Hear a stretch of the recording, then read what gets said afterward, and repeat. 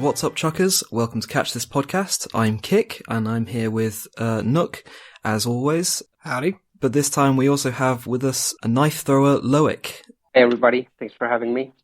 So my name's Lowik, I'm 31 years old, I'm French, I'm living in the southwest of the country. So basically, I've been throwing knives for 7.5 years now. I specialize in no-spin throwing, which is a technique that allows you to throw your knife without any rotation and without having to care about your distances. How'd you get into that? I was over at a friend, and we were supposed to go skating that day, and he was actually throwing knives in his backyard. So I saw that, and I thought, man, I really have to try that. So I did, and we actually never went skating that day, and I threw knives for like 5-6 hours straight. As you know, this is a podcast about slinging. Can you tell us your experience with the sling? So I was on Instagram, and I came across the Sling One page. When I saw that, I was like, man, I really have to try that. So I contacted Matt, the owner of Sling One, and a few days later, I received my first slings. He sent me an 80 inches and a 60 inches, and from that moment, I was totally hooked. And then I got a smiley sling from Channing, Practical Paracord on YouTube, and his craftsmanship was out of this world. I loved it, and I actually use it every day. And that one, the smiley sling, was really a game changer for me. How long is it you've been slinging for? It's only in the last year or so. It was, I think it was this summer. Yeah. Like around end of July, early August, something like that.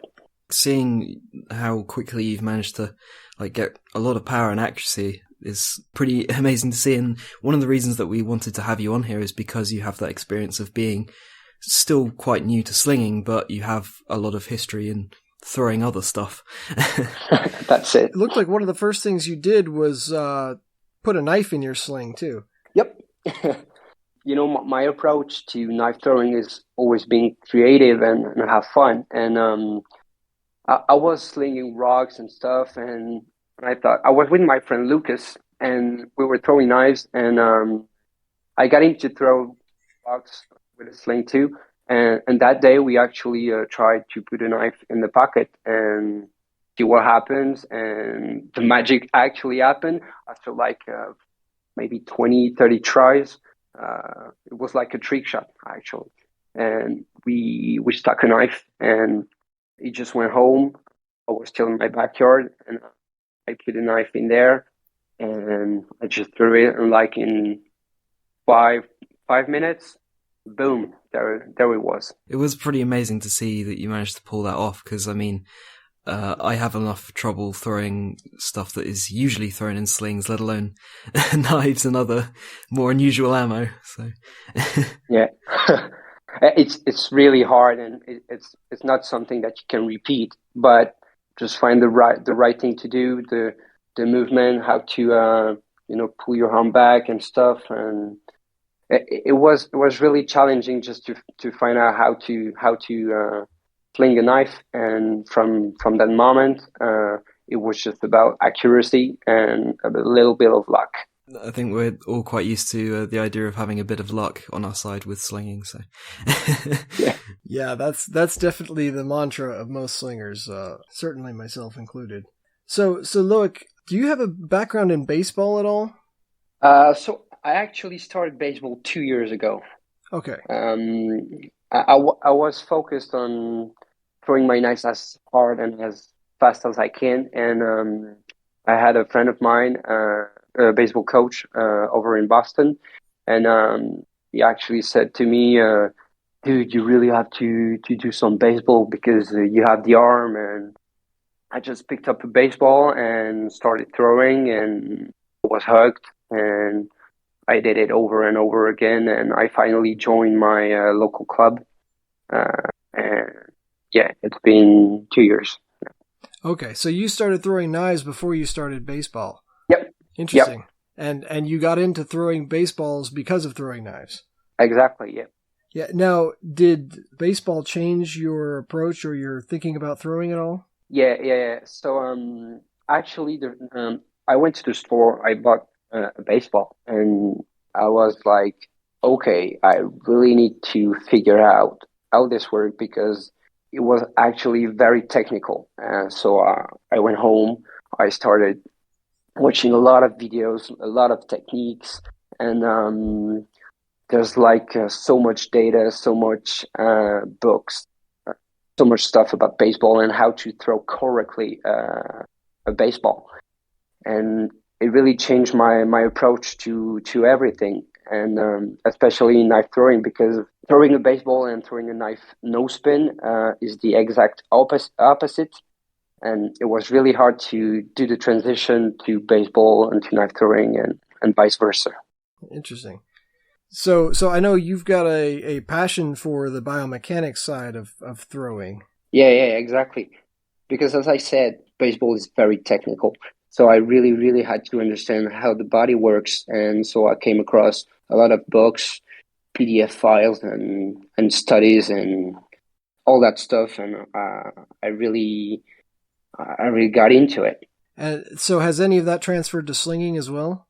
So yes, actually slinging was pretty easy for me because in sports in general, I'm a really good mimic. When I see something, a move, I can easily do it. And slinging was like just and adding a cord to my arm was actually very natural. Yeah. What would you say is the major difference between just throwing a rock, throwing a ball versus slinging a rock or a ball? The main thing is you are not in contact with the thing you throw. So you have your sling in your arm, and you have your ball, your rock, your stone, whatever. And the hardest thing is the release point, because I'm not throwing directly with my arm, and the sling is between my fingers and the object I'm throwing. That's really the main difference.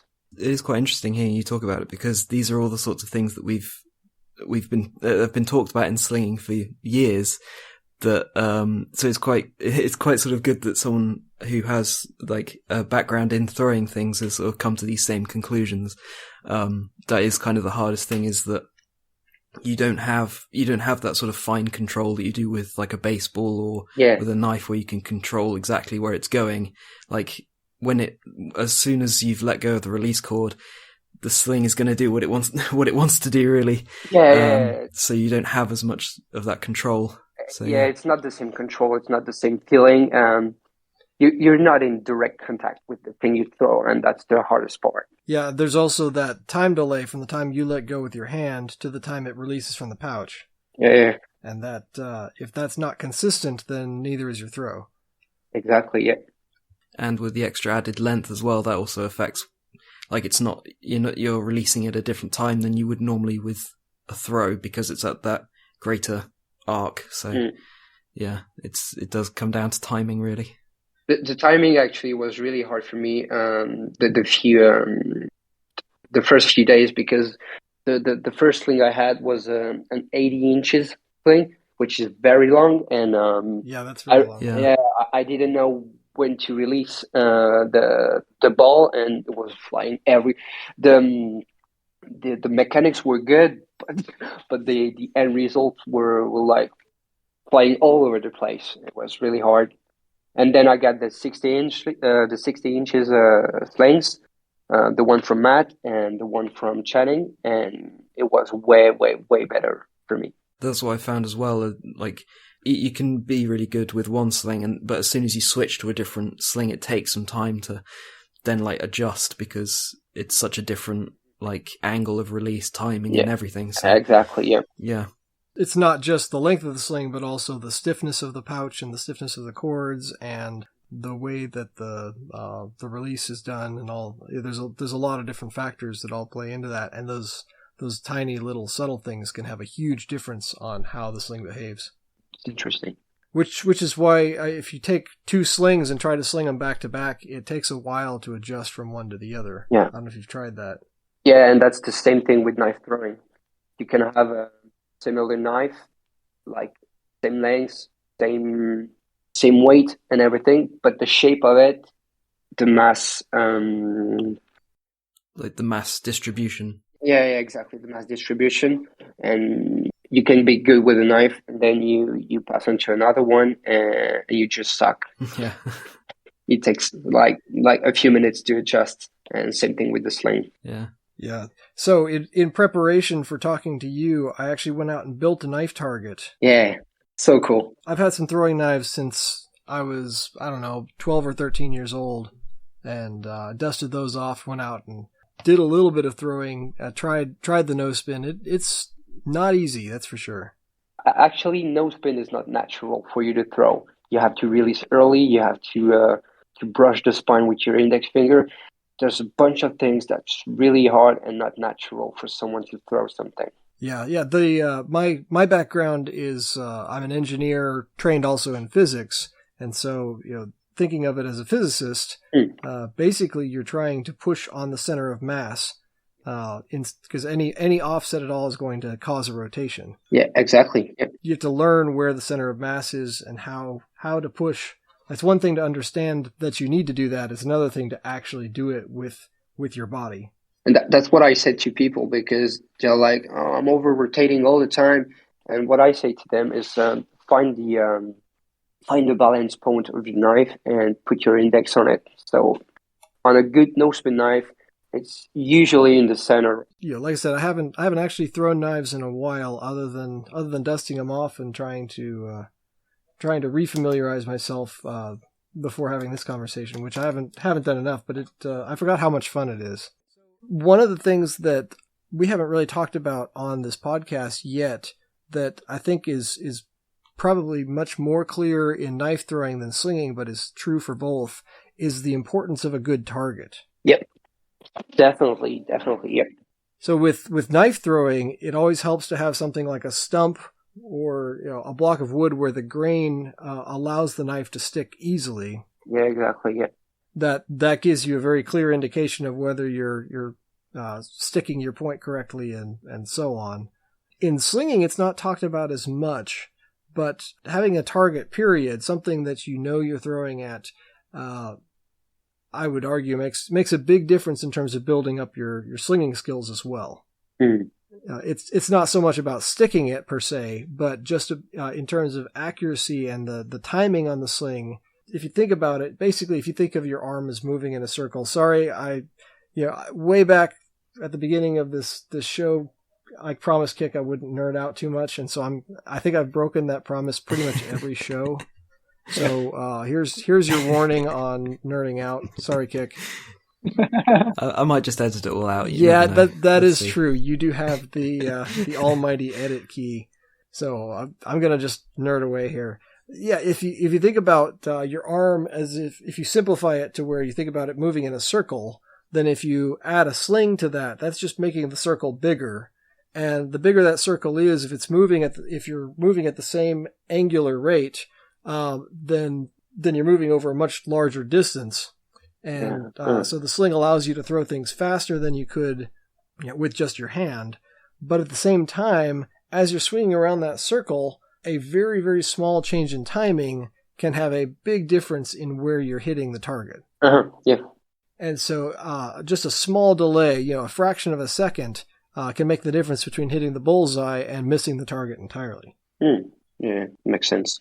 And the difference can be the timing between when you let go of the sling and when the sling opens and releases the ammo. So there's some real challenges in the timing, first in getting it consistent, and then adjusting to it. And actually, the human brain is pretty good at adapting to a consistent timing offset. It's the inconsistency that makes slinging accuracy really hard, in my opinion.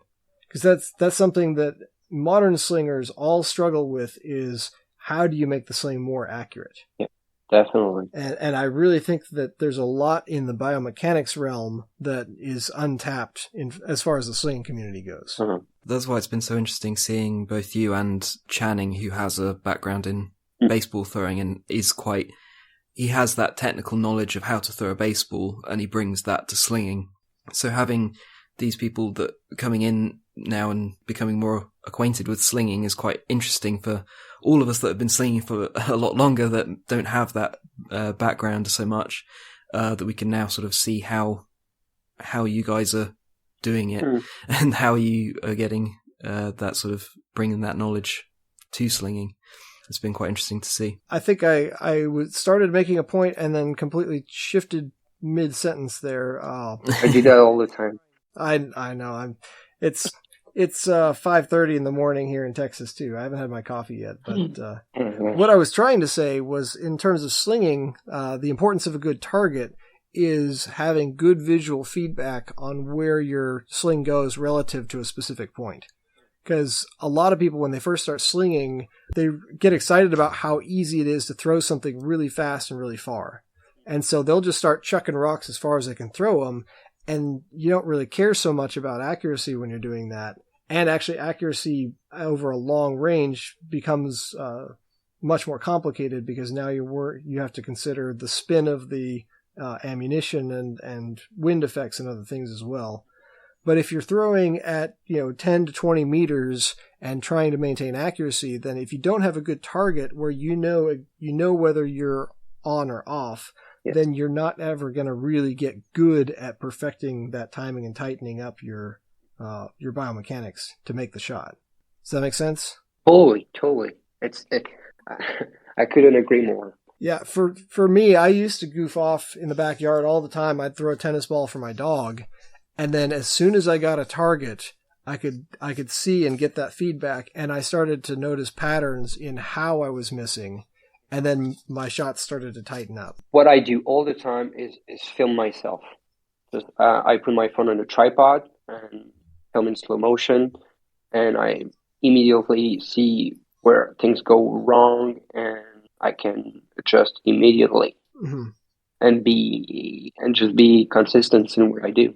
That's why I think the Balearic target is quite good, the way that they've set it up, because like with knife throwing, when you stick the knife, you know that you've done something right. And if you're sticking it where you were aiming at, then that's even better. So with slinging, because you're not usually throwing anything pointy enough that's going to stick, having something that can react and show you where you're hitting is quite good. And with the Balearic target, you have the wooden board and then the big metal disc in the center, which really, when you've hit the diana with slinging, which I think that's one thing that like psychologically it's very good as well, because when you hear that big clang, then it's a really great feeling for it, so that helps as well. So targets are more important than perhaps people realize in quite a few different respects in that. And like you said, filming yourself is also very important. Like I've found that's very useful as well, and I've been filming myself and I can see where I've pulled too far or not far enough. Well, you have to be willing to look at yourself in the mirror and realize how bad you are too. That's one of the hard parts.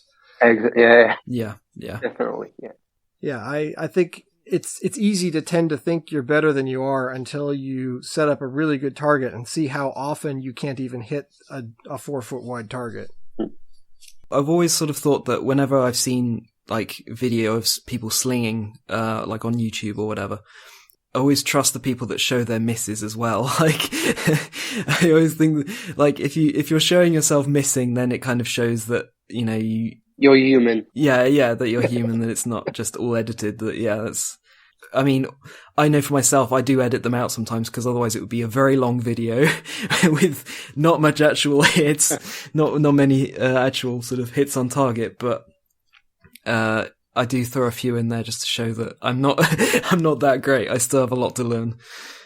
Yeah, it's easy to think that you can control it. I think I've compared it to golf before, where you have this feeling of being in control, just enough that you want to keep doing it. That's part of the addiction of slinging. Have you played any golf, Lowik? Not really. I just did this for fun. It was like a few years ago. I found a club in a huge bin, and I took it. I found an old ball, and I just watched like 2 videos and just swung at it, and it just felt right, and it's super satisfying to just hit the ball and see it go straight. I love all that stuff.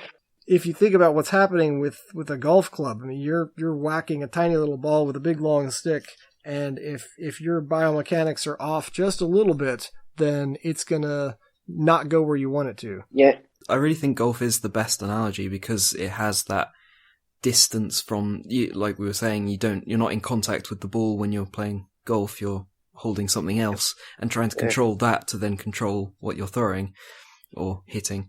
So I do think it's probably one of the best analogies for it, and I'm not personally interested really in golf at all, but I do understand that wanting to get better at something that you feel you can like get better at, even with that distance between what you're doing and what's happening with what you're hitting. So I think it is one of the closest analogies to slinging. So look, you're really good at looking at something and then picking it up, teaching yourself the mechanics of it. If somebody is new to slinging, what would you say is the best way for them to get started with learning how to do it? What I say to people is just watch people do it. Watch videos and just try to do the exact same thing, because as I said, I just mimic everything that I see. And so that's the best way for me to understand something. So watching videos is the best thing. And then practice makes perfect. So you have to do it again and again and again. Yeah. Yeah, there's definitely a strong muscle memory component to it. Yep. Yeah, exactly. Because you have to, in knife throwing in general, slinging, once you're past the thinking of what you're doing, it's just fun, You just swing the sling around your head, and you just sling it. When I show people what I do, knife throwing, slinging, and all that stuff, they're like, "Oh wow, I can do that." But you actually just have to do it, to try it. Yeah, that's for sure. When you introduce someone to something like that, then they only see it in that moment. They don't see the hours and hours and hours and days and years of of practice beforehand. So especially like even for me, I don't think I'm particularly that great at slinging, but the fact that I can pick up a sling and know to let go of one end when throwing it is actually more than some people that I've met. So they're very impressed. It's like, well, okay, yeah, but I've been doing it for a while now, so it's just practice and doing it every day, or trying to do it every day, that'll get you good at it. It makes perfect. Yeah, it's very true. So we've made it, half an hour into this conversation so far, and there hasn't been a single bit of blood and guts yet. So I think we're going to need to switch gears a little bit here, and let's do a little bit of comparison between the knife and the sling. Yep. Specifically throwing knives versus slinging here. Let's talk about which one is better. I think both are considered impractical for a lot of real world scenarios. So let's just play the game of pretending that that's not true. And okay. Lowik, what would you say if you're in a zombie apocalypse and you have to survive? What would be better for hunting, catching food, sling or a throwing knife? Hard question. If I'm at close distance, I'm very confident in knife throwing. But when it goes to distance, I might go for sling. And if it's a zombie apocalypse and I can have a grenade, I would definitely use a sling to annihilate them all. Yeah. There you go. Grenade and a sling is a good answer, yeah. Yeah, now you're not going to have much, if we're talking about hunting for food, there's not going to be much food left, although it might already be cooked. But yeah, I think that is sort of, that is a thing, like, it also depends on what you're going for. Like, if you're going for, like, I think birds, I think a sling is just perfect for hunting birds, really, because if you've got a big flock of them, and they're all up in the air, then as the saying goes, you can kill 2 birds with 1 stone. So it has that, yeah. And once you have thrown your knife, it's gone. Yeah. So. Yeah, one thing I've noticed about knife throwers is they do a lot of walking. Yeah, we do. I have an Apple Watch, and it's funny to see after like maybe 1 or 2 hours, I always watch the step that I made, and I actually like did a few kilometers and a few miles just by going back and forth to my target and just do that. That's certainly one of the advantages if you're slinging rocks and you don't particularly, you haven't fallen in love with those particular rocks so much that you have to recover them, then you don't have to move around as much to recover your ammunition. Exactly. That's why I love slinging, because the fact that you can throw something without having to retrieve it, it's just awesome. I'm just like on my house, side, I just pick up a rock and just sling it, and it's gone, and I don't care if I do that with my knives. Yeah, just the versatility of it is just fantastic, that you can just, like, as well, I've been carrying a couple of times, like, slings with different sized pouches, because in Finland there are really, really good sling stones, but a lot of them are like buried, so it's usually just a lot smaller ones that are actually on the surface. Yeah. So I have a sling that has a much smaller pouch, which is really good to just have on me, just in case I find somewhere that I can sling, and it won't matter that it's like some tiny little stone, I can still send it flying. So you need to carry a shovel with you as well to get the good rocks. Yeah, I probably should get one of those folding, like, trench tool type things. It's just dig up some. Well, and it's Finland, so you might also need an ice pick. Yeah, well, at the moment, yes, it's incredibly icy out there at the moment, but yeah, that's true. I definitely don't have that problem in Texas, but most of the rock where I am is limestone or chert, and it's not nearly as uniform, and lots of jagged rocks that are not as dense, so they're not as great for slinging, but there's a few out here. So, knife throwing, I think knife throwing is, compared to slinging, is almost as versatile in that you can pick up anything and throw it. Anything that has an edge or a point to it. Yeah, exactly. Yeah. You can throw, and the great thing about slinging is anything that fits in the pouch you can launch, even if it's a throwing knife. Exactly. Yeah. So I think that's one interesting comparison. There aren't a lot of other projectile sports that are as versatile, where you have with a knife throwing, you can control the spin, you can control the rotation in line with the knife. There's a lot of different things that you can play around with knife throwing, and the sling is, I don't know if you can control it as directly, but you have as many degrees of freedom. Yes. But let's go back to our knife versus sling for a second here and talk about self-defense. I think everyone acknowledges that neither one would be recommended in a street fight. No. But if you had to have a weapon, would you rather have a sling or a throwing knife? Just swinging a piece of cord, something like that, could be efficient, I'd say. But if I really have to stop someone, I would definitely use my knife. That's what I train knife throwing, basically. I have a very tactical approach, very self-defense. I come from martial arts also. So standing at 3-4 meters, would definitely use a knife. But in the end, the guy would be like in a really bad shape, and that's not what I really want. So maybe having a sling on me, just like swinging it around, might be the best solution. I don't know. Well, and I think from a philosophical standpoint, the best way to get out of a fight is to not get in one. Yep. Everyone would agree with that. I agree. If you're fighting at distances where a sling is good, you're probably better off walking the other direction. Exactly. Yep. So sling really doesn't make sense except possibly in more of a warfare type of setting rather than a street fight. Yeah, I agree.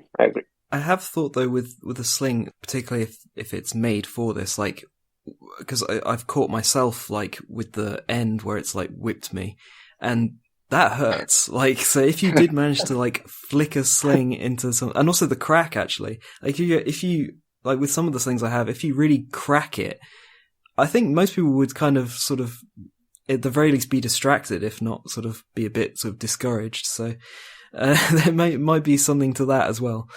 You can't really make a loud noise that attracts attention with a knife. I think it's going to depend on how committed your attacker is. Yeah. Because a little sting or a little bit of pain like the sting of a whip or a loud crack might deter an uncommitted attacker. But if you have someone who's determined to do you harm, then basically at that point you're talking about using the sling like a bullwhip. Yeah. And a bullwhip is not known to stop anybody. It's kind of by definition a non-lethal weapon. Yeah, but it might make you go the other way. Yeah, it would certainly be a good deterrent if someone it gets someone's attention for sure. So I think it really depends on the situation, depends on your adversary at that point. Whereas a knife is clearly more lethal at those distances. Yeah, because people have that representation that a knife can be. But if you go with a sling, just like tracking it, there's some difference. Right. The other possible answer would be why not both? And then at that point you have a kung fu rope dart, right? Yep. It would certainly look cool. I'm not sure it would be a practical self-defense unless you've spent years practicing those. Probably just as likely to hurt yourself. And as soon as you hurt yourself, then it stops looking cool, so... That's for sure. 2 of my children have gotten into this habit where they'll look at each other across the dinner table and kind of start fussing at each other. And then one of them will hit himself in the head as if he is hitting his brother in effigy. And they start hitting themselves as if they're hitting each other. It's like they're getting in a fist fight across the table. I think it would be kind of like that. Well, yeah, I saw that you've put on this list of knife versus sling looking cool, which I wasn't quite sure of what that would mean. But actually, yeah, now that you talk about it, throwing knives do have in society and culture that sort of, they do look cool, like, whereas slinging doesn't really have that same sort of cool aspect to it necessarily. So that is kind of an interesting thing to note, that there is that difference between them, that slinging hasn't quite got that same level for whatever reason. So that's something we should probably work on. I think, with Lowik now throwing knives, slinging, and slinging throwing knives, that's kind of helping slinging out a bit in the cool factor. Well, that's for sure. Yeah, I think Lowik also did a repetition of the wet tennis ball throw, which I thought looked pretty cool. Yeah, that was awesome. Thank you. Yeah, no, thank you. That was I was flattered that you decided to replicate that. That was so for those who aren't on Instagram, I think I started out throwing wet tennis balls just because I went outside and was slinging after the rain or something, and I noticed that you can see the spray coming off the ball. Uh-huh. And so I started doing it on purpose and noticed that you can actually control sometimes you can control, or sometimes you're just looking at the orientation of the spin of the ball. So if you get a good rifled spin where it's spinning like a bullet, then you get this really nice spiral spray coming off of the ball, which I think looks really cool. I do too. Yeah, that's what I wanted to do. When I actually saw your video, I was like, I'm going outside and I'm doing this. See, that's the sort of thing that we need in the sling communities. We need things that people see visually and say, I've got to try that. Exactly. Yep. With knives, a little easier because you've got this object and you can see it spinning, and then when you get a good throw, it sticks, and it's kind of jarring or shocking to see this thing rotating and then it suddenly stops. and you get this nice sound and a nice visual contrast when it just goes thunk into the target. There's something very satisfying about that. I know it's certainly satisfying when you're the one throwing it. Yeah, exactly. Whether it's a knife or an axe or a throwing star or a screwdriver. And one thing that changed for me when I received the one from Channing, the Kevlar bullwhip at the end of the sling, which made that cracking sound. Yeah. That was just awesome. And when I go outside, we have a lot of rivers here.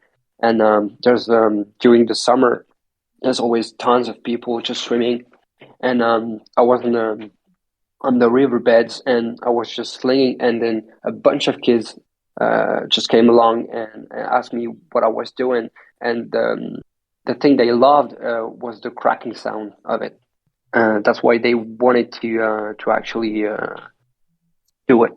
Yeah, the cracker on the end of the sling, it works just like a bullwhip. Yep. And it was a long time. I was slinging for quite a while before I could get a consistent crack, which I think just tells you that my sling crackers weren't designed very well when I first started making slings. But once you start getting that repetitive crack, it's really good feedback on your throw too. You don't even, it's at the subconscious level, but you're getting a lot of extra information by hearing that crack when you sling. Well, like with the last sling competition in Ibiza, like because there's usually quite a lot of waiting around for your turn to go up to the target, like people will just be hanging around talking and like comparing slings and all sorts. But like with the last time, and it's happened before as well, there's at some point there's usually like a competition for cracking that we will just sort of start off like showing how loud we can crack these slings. And there's one that I got from Iran, from Ali. I now can't remember his Instagram name, but he's on Instagram. He's pretty easy to find if you search for slinging, and he makes amazing slings, these really beautiful ones. But the one that I got from him, it cracks really loud, and people were already sort of cracking the slings at the back of the hall that we were in during the competition.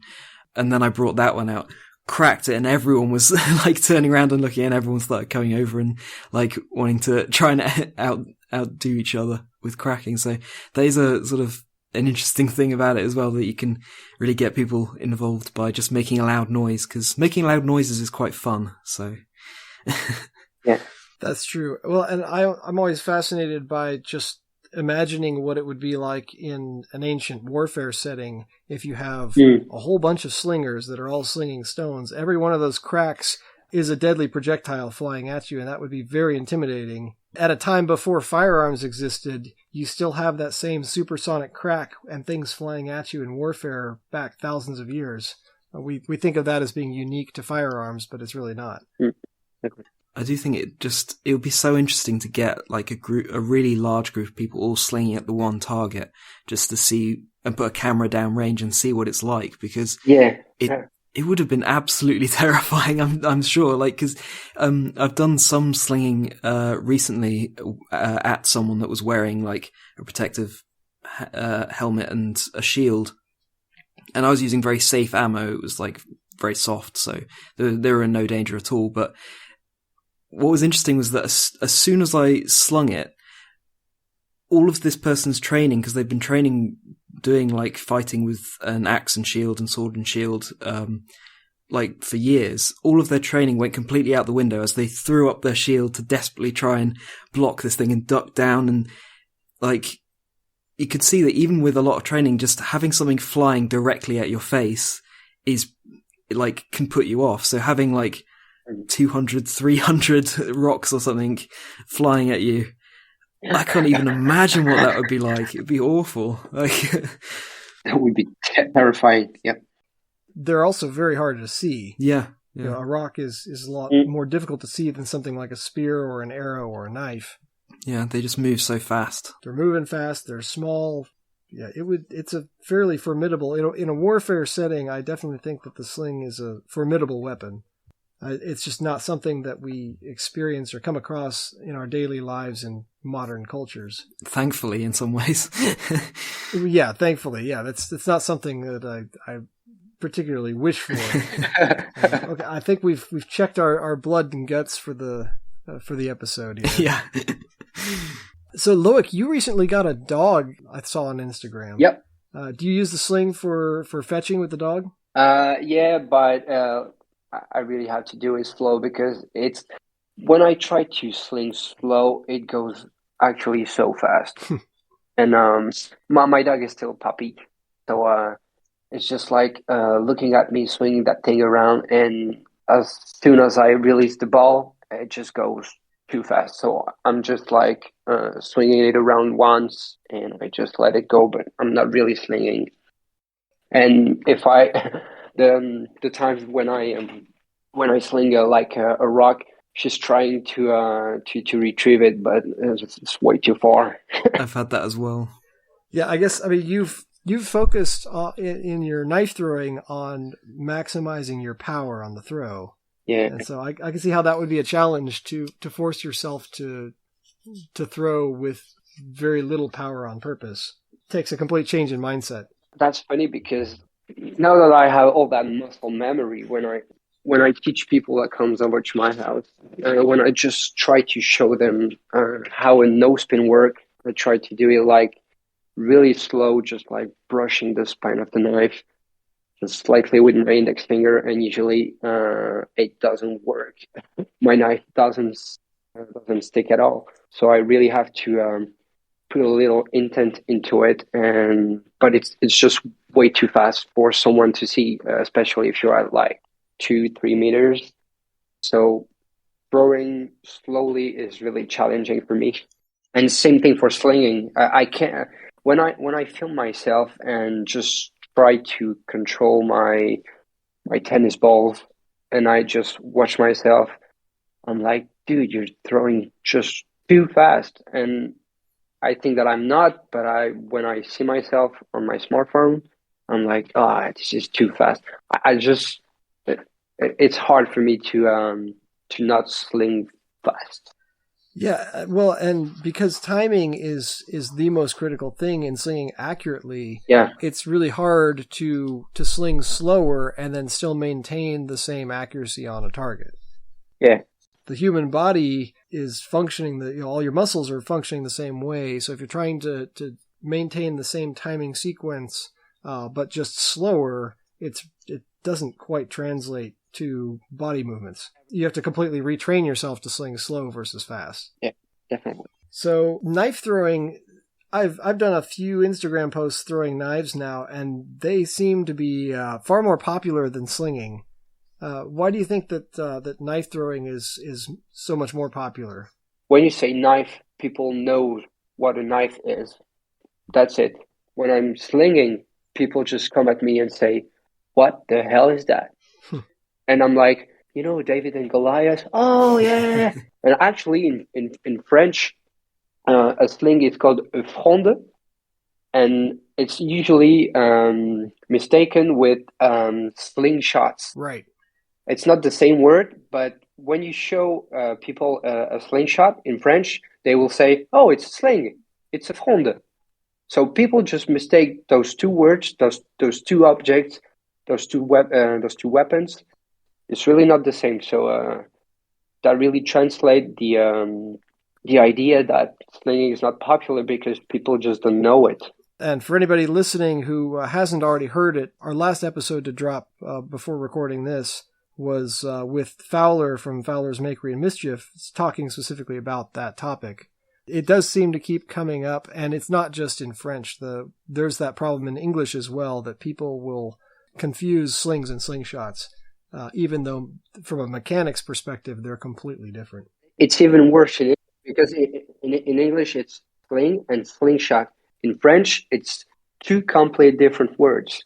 It is interesting that they keep getting mixed up in so many different languages and so many different places. Like, I really don't understand how that happened. Is it just because they originally, I guess because they both were originally sort of throwing stones, so then that's how it came about? But it's really odd. Well, I think that's also part of the charm of slinging, though, is the fact that it's the best kept secret out there in terms of projectile launching. It's so easy for anybody to get started with it and to go and make their own sling or pick up a sling or make something from materials that are lying around. And yet people don't do it. And once you discover it, it's amazing. But it's very strange how it's so just goes unnoticed by most people. And then when they try it, everybody loves it. Exactly, yeah. I've been racking my brain for years to figure out why that is. But the sling has kind of been the underdog of the weapons world. Well, for as long as the sling's been around, basically all of human history. It's had effects in battles. It's been a tool for shepherds. It's been a very useful thing for humanity, and yet historians barely even notice it. And then today in society, people have, like you said, you're out slinging, and people say, "What are you doing?" When you're out throwing a knife, everybody knows you're throwing a knife. The other day, I was by a cornfield, and there's this guy just walking by, and so he asked me what I was doing, and so I told him about those things, what it was, David and Goliath, blah blah blah, and when I said the word weapon, he told me, "Why would you use that when you have firearms?" That guy was just seeing this ancient tool just be useless today. And I was just having fun. Yeah. Right. Throwing rocks, and that's it. What are you doing this? Oh, I'm doing this because I just like to throw things. That's it. Oh, well, it's useless. Okay, goodbye. That was really that conversation was really weird. Yeah, it is interesting. I mean, you could say the same thing about throwing knives or axes or javelins.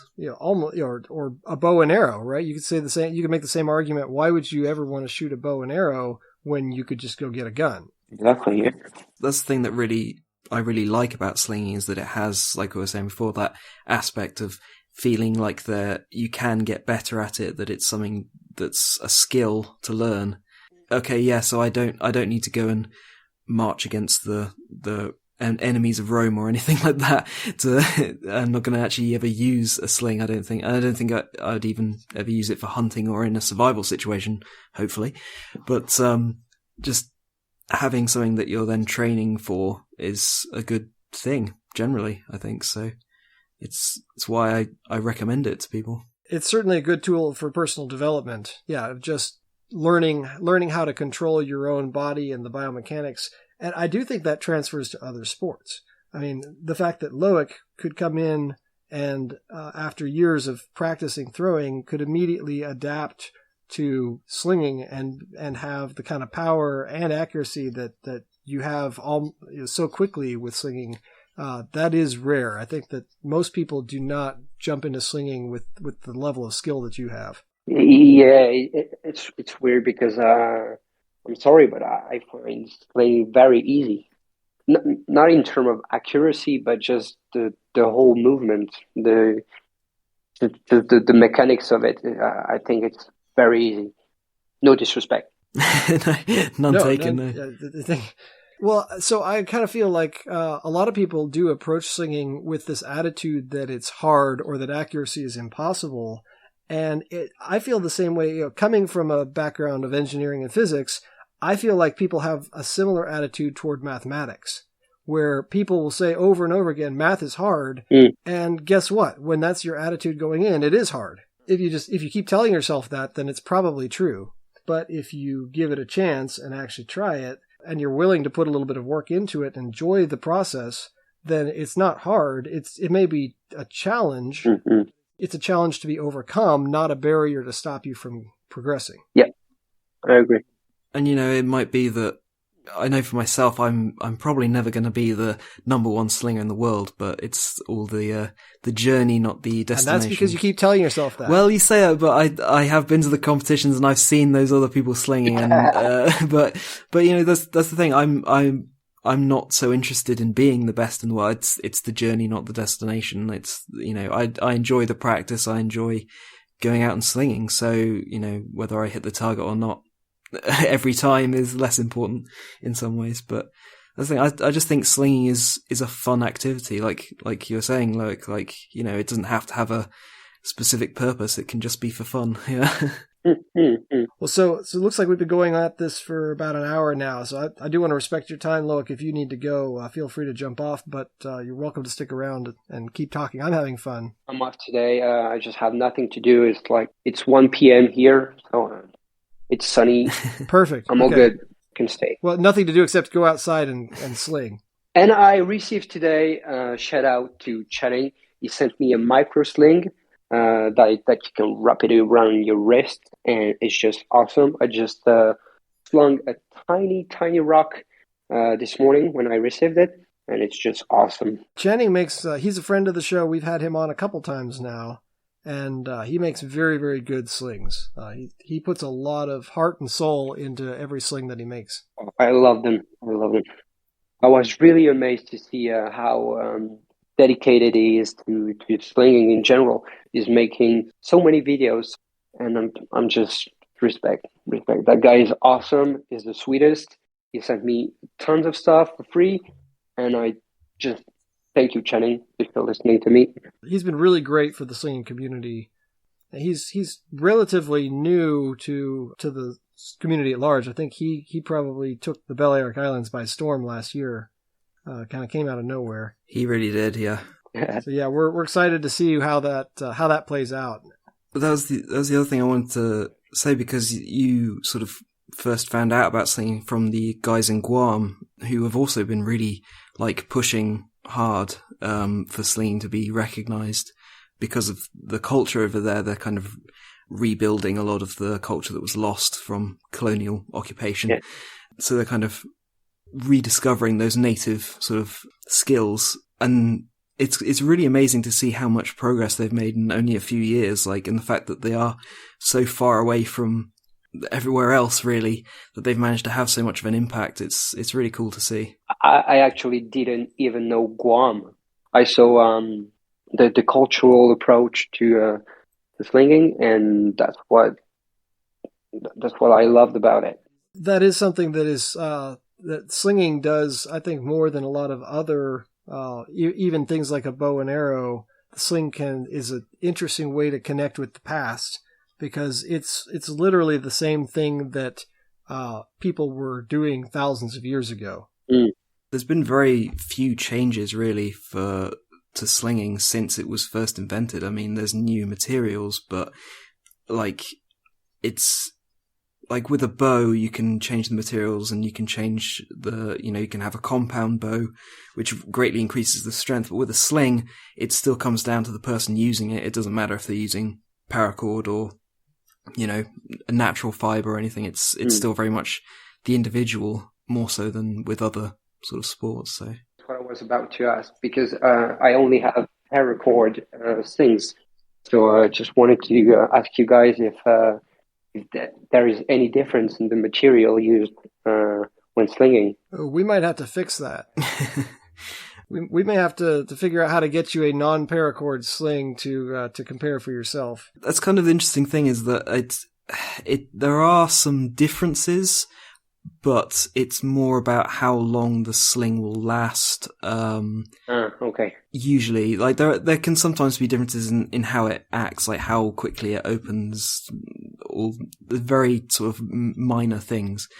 But with most things in slinging, all those minor things then add up to making big changes. So it would be interesting actually see you get hold of a natural one. I think we'll have to try and work on that, see what we can get together.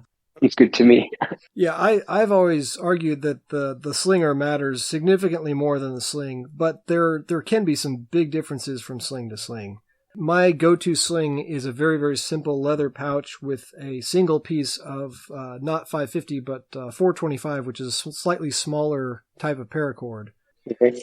So when I sling with my really simple paracord and leather pouch, and then try to jump over to Channing's, which is it's a 4-strand, very tightly braided paracord cord.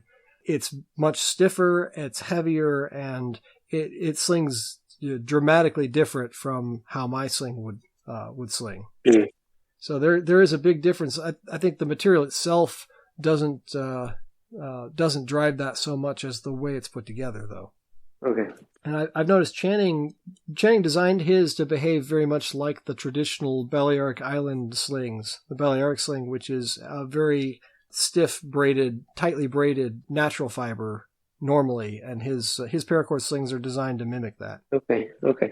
I do have one Balearic sling from shout out to Iron Goober, who made me a natural fiber Balearic sling. And his sling's very, very similar, very, very well made, beautiful sling.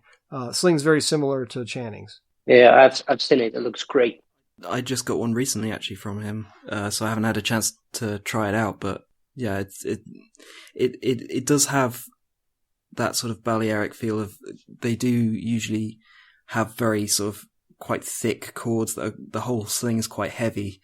Which when I first started out, I was making these really thin, like, split pouches, which still worked okay, but I do think sometimes the weight of a sling can affect it as well. It can, yeah. But that's all, like, very sort of minor, granular sort of stuff that is kind of hard to talk about with any sort of authority, because it's not, none of these things have really been fully tested, and it's all very individual, so, yeah, it's hard to say what's better and what's worse necessarily. Well, and I think a lot of it depends on the ammo that you're using. Yes, very much, yeah. So the Balearic slings are, I think, really well suited to throwing 200, 300 gram stones, fairly heavy, and then the weight of the sling and the stiffness of the sling is not as important. If you're trying to throw something like a 30 gram Greek lead gland, then I think that your sling might need to be designed a little bit differently, because the ammo weighs so much less that the weight of the sling versus the weight of the ammo starts to matter. But then again, I don't know. I don't know what the Greek slings looked like or how they... Because certainly the Romans used Balearic slingers, and Roman lead glands were on the order of 20 to 60 grams as well. Yeah, they're surprisingly light, a lot of those lead glandes. I saw recently there was one that was 17 grams, which is really, really light for throwing. Like, it almost gets to like the point where I'd start getting worried about I'd actually hurt myself trying to throw something so small that's got so little weight to it. You kind of like, I don't know. That all comes down to technique as well. So Mercer was on Discord this morning. Are you still there, Mercer? It looks like he's gone. Yeah, so I learned from him. He was on a journey to try and break a distance record with his sling, and he went with a very, very lightweight, dense ammunition choice. And I was surprised by how lightweight he went. And also the same thing when we talked about slinging for distance last year. The weight of the ammunition for the world records for slinging was much lighter than I expected. And what's the record for distance? Oh, I'm going to have to dust off those brain cells. Slinging world record. Let's see. Yes, there was one that was 437 meters, 0.10 meters. And that was using a 52-gram stone by Larry Bray in 1981 in Utah. Wow.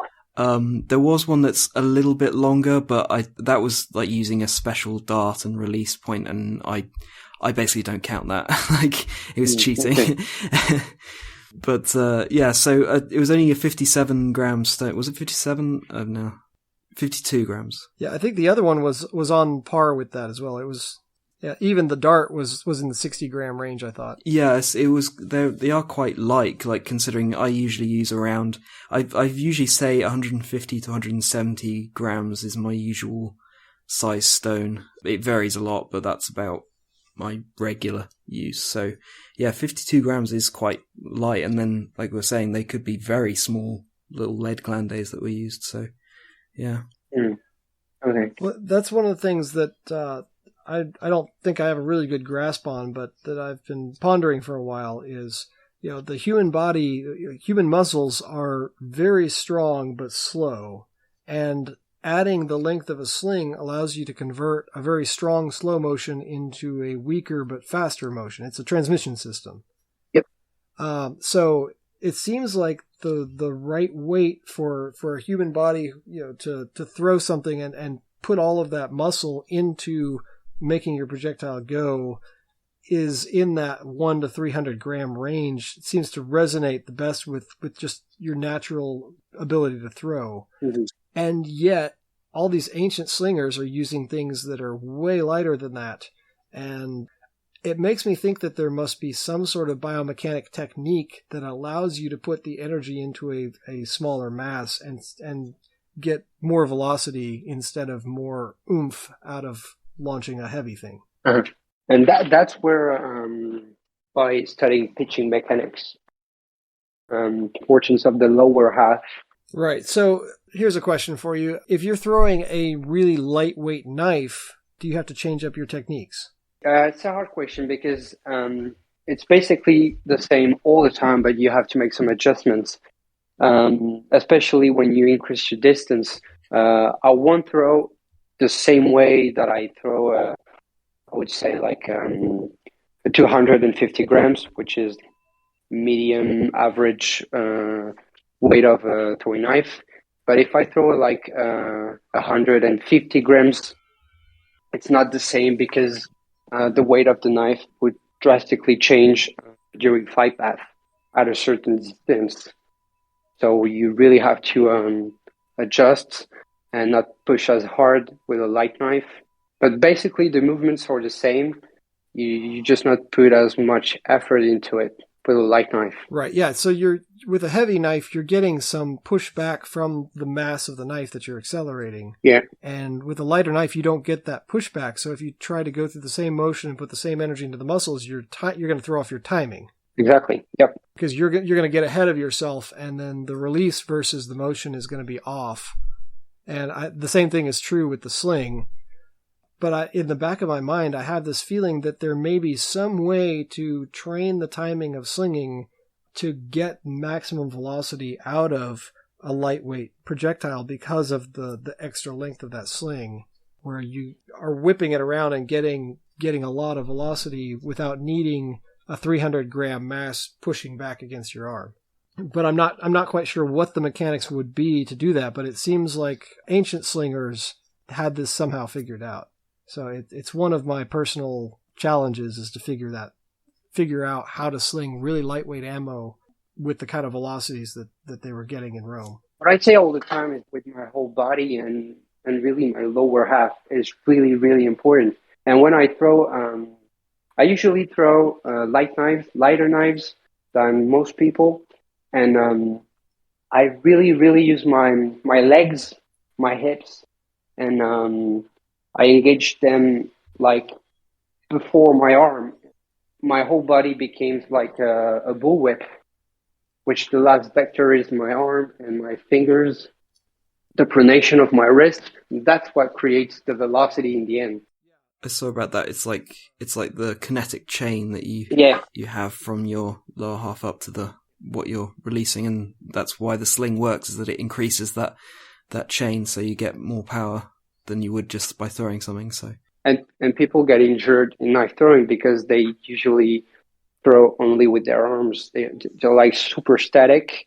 They're just standing there like front foot on the line, and they're just pulling their arm back, and they just throw. But by doing that, they're like using a ton of shoulder and elbow that goes in front of them, and they're actually not using their legs, and that's why they create injuries to the elbow. The same is true with slinging. Yeah. Especially distance slingers in particular, they're trying to push that extra distance, and they will. Everyone I know who has really tried to push distance slinging at some point ends up hurting their arm or their shoulder. So yeah, if we sort of wrap this up then, I guess. Thank you very much, Lowik, for coming on and being here. It's been great talking to you about all these things. It's great that we've managed to get someone on that really knows biomechanics and sort of that side of things. It's something that doesn't get as much talk about, I think, in slinging, and slinging in reverse doesn't get much talk about in biomechanics. So it's quite interesting to have those sorts of conversations. Well, thank you for having me. It was great. I didn't even see the time pass. So Yeah, same. that's a good. It's gone quick. It's a good thing. Yeah. But yeah, well, you're welcome anytime back on the show if you, at some point, I don't know, we can come to us with any topic, I'm sure, and we'll have you on. It's been great talking to you. Right, perfect. Anytime. Yeah, thanks a lot, Lowik. Thanks, guys. Yeah, so now we've had a knife thrower and a slingshot guy on. So eventually, if we get enough different projectile weapon people, we're just going to have a big battle royale of sling versus everything else, and bring them all back. That would be an interesting one to edit if they're all coming on at one time. So. Well, yeah, I'm only mentioning that because you're the one who does most of the editing. For the show. Great. Okay, but I think we'll leave that for another day. So thank you again, and catch you next time. Catch you later. Cue the outro. You know what, Kick? Is there anything we want to talk about? Any housekeeping that we want to throw into the episode? Upcoming things? Anything like that? Slinging world news? We've got quite a few interesting guests lined up. We've had Lowik, of course, but we have quite a few other people in the works that we're working towards getting recorded, and history as well. We've got some quite interesting topics on that. But again, if anyone out there has got anything they want us to talk about, then send it on over, and we'll definitely take a look. Yeah, either look us up on Instagram. It's at catch_this_podcast, or you can email us at feedback@catchthispodcast.com. Okay, and I guess now we can cue the outro.